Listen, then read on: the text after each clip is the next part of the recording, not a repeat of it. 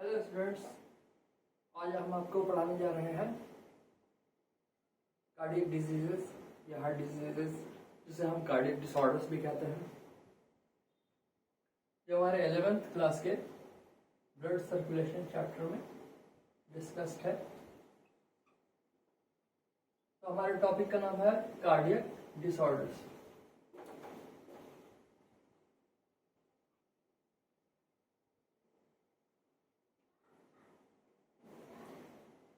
तो cardiac disorder जो होता है एक प्रोग्रेसिव फॉर्म में होता है। एक डिसऑर्डर, एक डिजीज दूसरे डिजीज में कन्वर्ट होता चला जाता है और सेवेरिटी बढ़ती चली जाती है। तो इस तरह से हम सीक्वेंशियली कुछ डिजीज के बारे में डिस्कस करेंगे आज के लेक्चर में, जिसको हम जानते हैं इन नामों से, जैसे हाइपरटेंशन,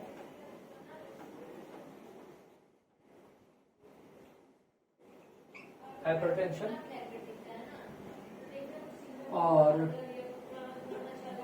एक कहते हैं CAD, जिसको कोरोनरी आर्टरी डिजीज कहते हैं। हाइपरटेंशन को हाई ब्लड प्रेशर कहते हैं, कोरोनरी आर्टरी डिजीज।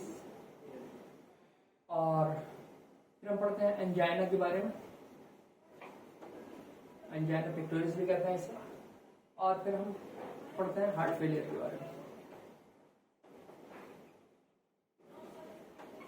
और इन कंटेक्स्ट में हम इंट्रोड्यूस करते हैं हार्ट अटैक को भी और कार्डियक अरेस्ट को भी।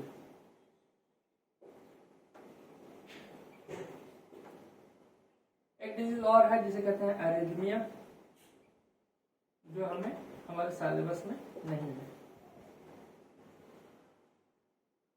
तो मेनली हम डिस्कस करेंगे hypertension, coronary artery disease, angina, heart failure के बारे में, और इन्हें हम इंट्रोड्यूस करेंगे।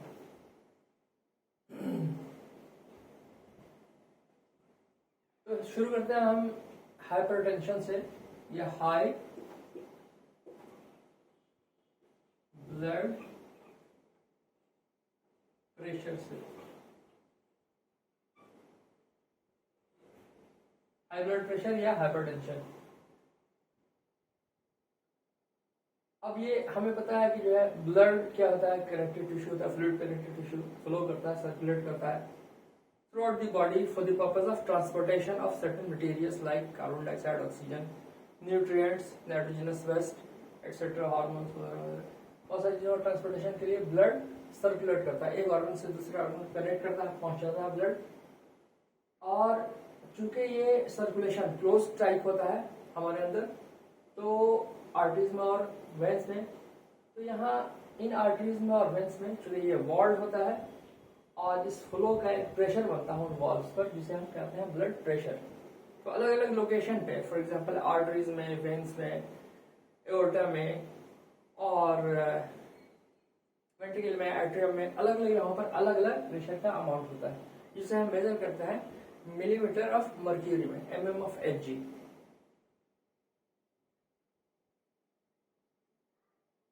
तो हम मेनली जो ब्लड प्रेशर मेजर करते हैं वो आर्टेरियल प्रेशर मेजर करते हैं, आर्टरी का pressure.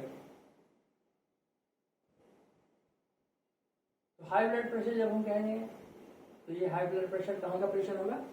High blood pressure artery का।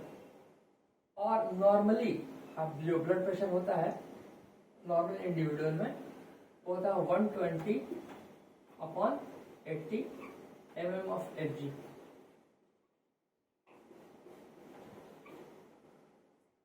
तो ये 120 जो होता है ये सिस्टोलिक प्रेशर होता है, जो ज्यादा होता है डायस्टोलिक प्रेशर के कंपैरिजन में। यहाँ पर हमें जानने की जरूरत होगी कि सिस्टोल और डायस्टोल क्या होता है, सिस्टोलिक प्रेशर क्या होता है, डायस्टोलिक प्रेशर क्या होता है। सिस्टोल हार्ट के कंट्रैक्शन वगैरह, हार्ट 4 चैम्बर का बना होता है, तो इन 4 चैम्बर्स का सीक्वेंशियली कंट्रैक्शन सिस्टोल कहलाता है और रिलैक्सेशन डायस्टोल कहलाता है। सिस्टोल से पंपिंग पॉसिबल होता है, डायस्टोल से फिलिंग पॉसिबल होता है, हार्ट में ब्लड का फिलिंग।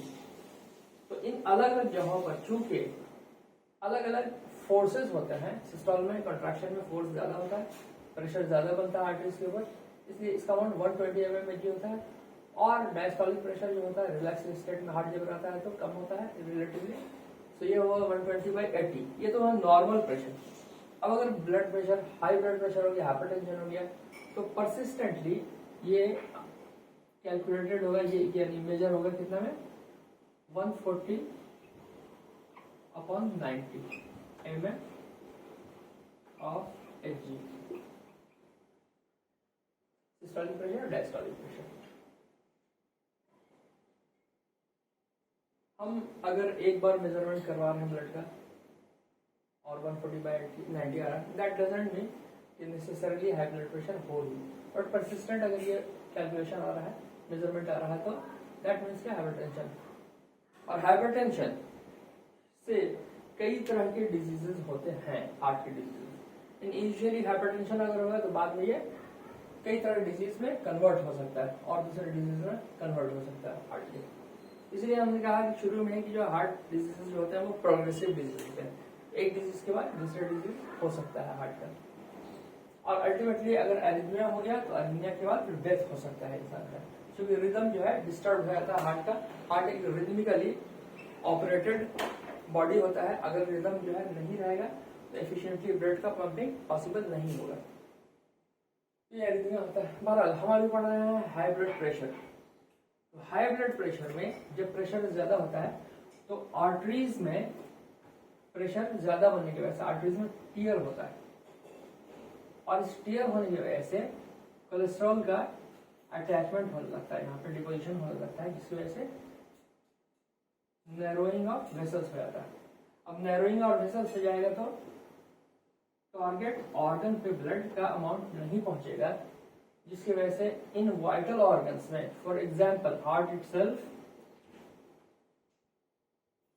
या ब्लड वेसल्स या किडनी या ब्रेन, इनको हम वाइटल ऑर्गन्स कहते हैं। Vital means essential for life. तो इन वाइटल ऑर्गन्स में ब्लड की कमी, ऑक्सीजन की कमी, इस्कीमिया जिस कंडीशन को कहते हैं, कमी की वजह से सेल्स डाई करने शुरू हो जाएंगे। तो अब हम समझ सकते हैं हाई ब्लड प्रेशर कितना ज्यादा हार्मफुल डिजीज हो सकता है।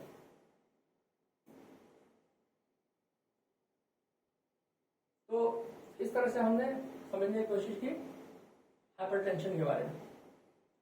हाइपरटेंशन के बाद जो दूसरी डिजीज हम डिस्कस करने जा रहे हैं वो है कैड या coronary artery disease. Coronary vessels में इफेक्ट अगर होता है तो उसे कहते हैं कोरोनरी आर्टरी डिजीज। वो कैसे इफेक्ट होता है, तो इसके लिए हमें समझना पड़ेगा coronary artery disease, coronary artery disease, जिसको हम कह सकते हैं कैड।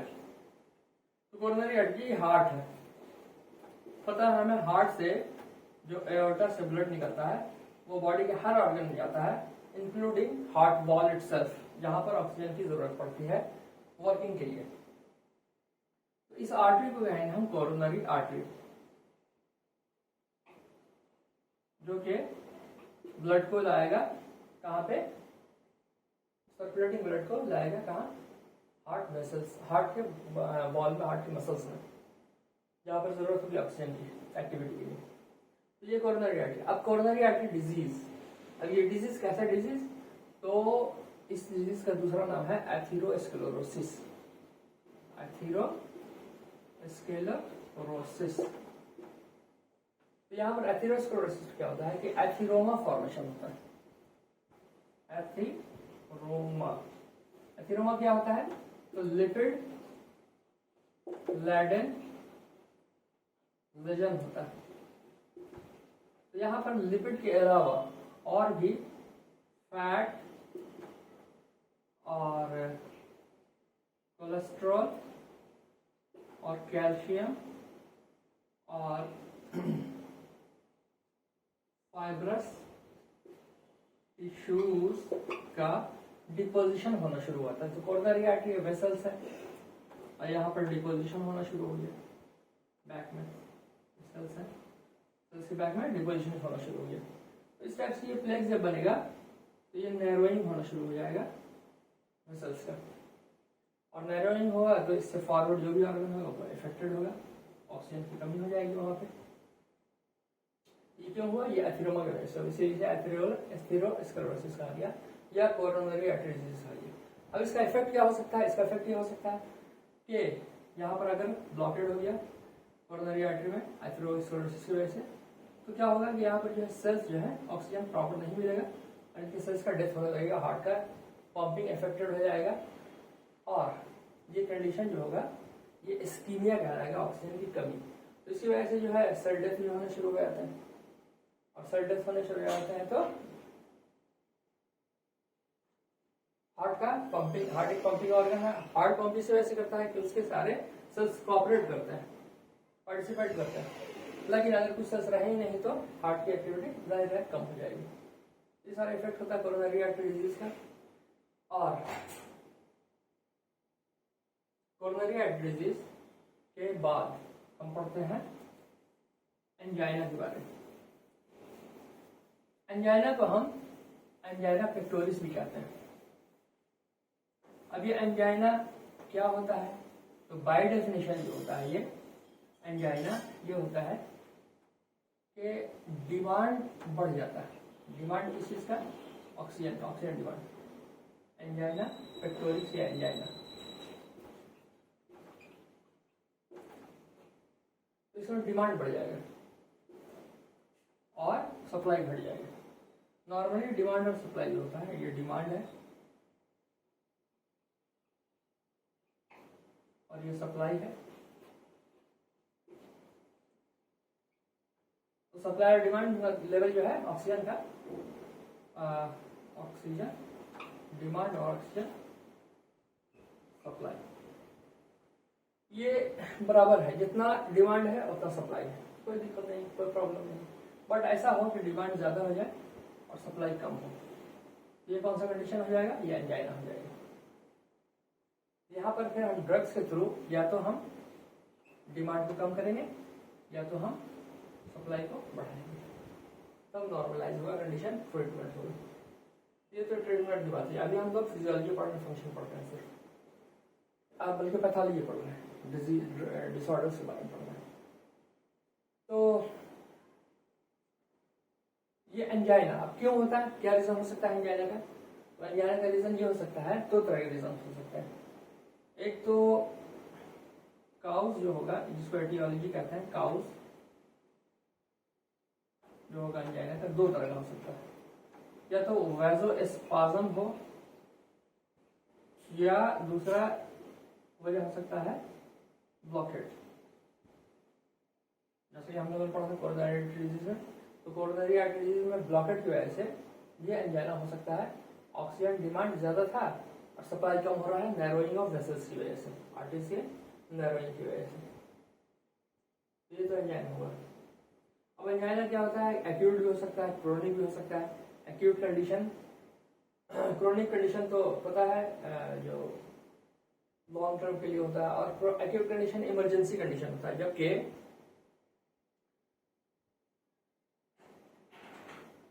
एक ट्रिगर की वजह से, किसी ट्रिगर की वजह से एक्यूट पेन होता है लेफ्ट साइड, लेफ्ट आर्म में, और वो एक फैंटम पेन होता है, यानी इवेंट कहीं और हो रहा है, ब्लॉकेट कहीं और हो रहा है और पेन कहीं और हो रहा है, उसको फैंटम पेन कहते हैं। ये भी एक तरह का फैंटम पेन होता है इंडिया में, लेफ्ट शोल्डर में होता है। तो बहरहाल, और अगर हम एस्पिरिन का लो डोज एस्पिरिन लें तो उसमें जो है रिलीफ मिलता है एंजाइना पेक्टोरिस के पेन में, तो उससे कंफर्म होता है कि एंजाइना पेक्टोरिस का ही पेन था। तो बहरहाल एंजाइना पेक्टोरिस में पता इन सब बातों से क्या चल रहा है कि ऑक्सीजन डिमांड ज्यादा हो रहा है, ऑक्सीजन सप्लाई कम हो जा रहा है नैरोइंग की वजह से। वो नैरोइंग जो है वैसोस्पाज्म की वजह से हो सकता है, ब्लॉकेड की वजह से भी हो सकता है। वैसोस्पाज्म का मतलब वेसल्स का स्पाज्म, कंट्रैक्शन होना, जिसकी वजह से जो है सप्लाई का कम होना नैरोइंग होना, और वही नैरोइंग अगर ब्लॉकेड वेन्स में होता तभी एक रीजन, दोनों रीजन हो सकता है। एंजाइना पिक्टोरिस का, ये एंजाइना पिक्टोरिस जो होता है ये मर्दों में भी होता है, औरतों में भी होता है, और एज डिपेंडेंट होता है, यानी कि एल्डरली में या मिडिल एज में, एल्डरली या मिडिल एज।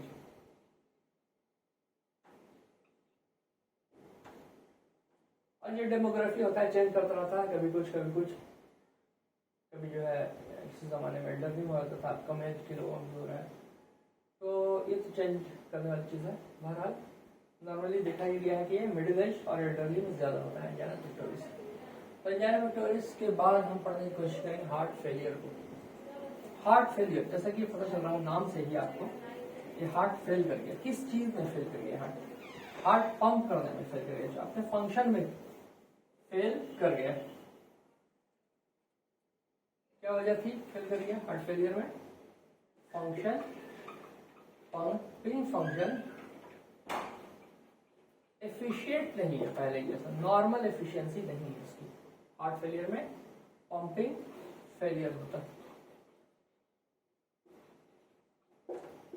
अब देखिए यहाँ पर पंपिंग फेलियर है, it is different from angina. Angina में क्या हो रहा है? ब्लॉकेड हो रहा है, ऑक्सीजन सप्लाई, यहाँ भी पंपिंग की वजह से ऑक्सीजन सप्लाई कम हो जाएगा बॉडी में, आदमी थकान से महसूस करेगा, फटीग हो जाएगा ऑक्सीजन की कमी की वजह से। ऑक्सीजन कमी यहाँ भी होगी, बट वहां पर ऑक्सीजन कमी कहाँ हो रही थी? हार्ट में हो रही थी कमी, यहाँ पर बॉडी में ऑक्सीजन की कमी शुरू हो जाएगी।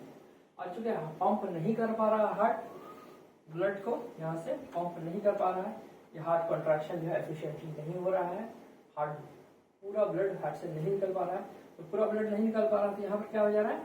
कंजेशन हो जा रहा है, कंजेशन। तो आप देखते हैं एक तरह का ट्रैफिक है कंजेशन, कंजेशन या ट्रैफिक। तो ट्रैफिक यहाँ होगा तो ट्रैफिक इसके पीछे भी होगा, इसके पीछे क्या है? लंग्स है, यहाँ कंजेशन होगा, इसके पीछे क्या है? बॉडी है, ठीक है। यहाँ से डायरेक्ट नहीं है बॉडी, बल्कि जो है यहाँ से यहाँ जाता है, यहाँ से यहाँ जाता है ब्लड, यहाँ से यहाँ जाता है ब्लड, यहाँ से यहाँ आता है ब्लड, यहाँ से यहाँ आता है ब्लड, और यहाँ से यहाँ जाता है ब्लड। तो अब जो है चूंकि यहाँ कंजेशन हो रहा है तो लंग्स में कंजेशन हो रहा है, लंग्स में कंजेशन हो रहा है तो आपको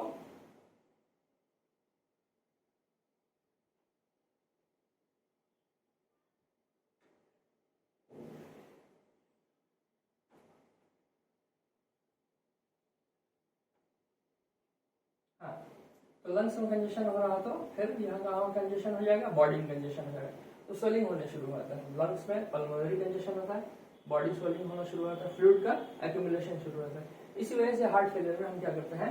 ऐसी दवाएं देते हैं जिनको डाययूरेटिक्स कहते हैं, और जिसकी वजह से यूरिन फॉर्मेशन बढ़ता है और बॉडी फ्लूइड जो एक्यूमुलेट हो गया था वो बॉडी से बाहर निकलता है। ये तो इलाज होता है हार्ट फेलियर का। तो इससे पता चला कि क्या होता है कि यह कंजेशन हो रहा है। कंजेशन क्यों हो रहा है? हार्ट जो है फ्लूइड को पंप नहीं कर पा रहा है, और जो है पूरा ट्रैफिक बन रहा है बैकवर्ड डायरेक्शन में, और ये पंपिंग फेलियर की वजह से होता है। हार्ट का force of contraction, rate of contraction घट जाता है, और इसको कंपेंसेट करने के लिए हार्ट जो होता है क्या अपने आप को बढ़ा देता है साइज, इसको कहते हैं हाइपरट्रोफाइड हार्ट। हाइपरट्रोफिकेशन होता है, हार्ट का साइज बढ़ जाता है। तो हार्ट फेलियर तो ये हुआ। अब हार्ट फेलियर के अलावा एक होता है कार्डियक अरेस्ट। ये होता है स्टॉप, यानी हार्ट बीट स्टॉप करिए, स्टॉप हार्ट बीट। यहाँ तो स्टॉप नहीं हो रहा है, यहाँ फंक्शन कम हो जा रहा है, स्टॉप नहीं हो रहा है, तो it is different cardiac arrest. उस टाइप से होता है हार्ट अटैक। हार्ट अटैक क्या है? हार्ट अटैक एक इमरजेंसी कंडीशन है, इमरजेंसी कंडीशन। ये एंजाइना से जुड़े इसे। एंजाइना क्या होता है? एक्यूट कंडीशन जब होता है तो वो हार्ट अटैक कहलाता है। वहाँ पर जो है ब्लॉकेड हो गया, और ब्लॉकेड हो जाने की वजह से एक्यूट कंडीशन हो गया, तो वो हार्ट अटैक हो गया, यानी इमरजेंसी कंडीशन हो गया। और वही इमरजेंसी कंडीशन मायोकार्डियल इंफार्क्शन है। एंजाइना कभी कभी जो है मायोकार्डियल इंफार्क्शन में कन्वर्ट हो जाता है, जबकि 40% ऑफ द सेल्स ऑक्सीजन की कमी की वजह से, तो एंजाइना में क्या हमने बताया कि ऑक्सीजन डिमांड बढ़ जाता है और सप्लाई घट जाता है, उसकी वजह से हार्ट सेल्स जो है डाई करना शुरू हो जाता है। अगर ज्यादा हो गया तो मायोकार्डियल इंफार्क्शन में बदल जाता है। ये हो गया जो है सारे डिजीजेस के बारे में। और उम्मीद है आपको वीडियो पसंद आया होगा और आप हमारे चैनल को सब्सक्राइब कर दें ताकि फर्दर वीडियोस आपको आसानी से अवेलेबल हो। और थैंक यू फॉर वॉचिंग।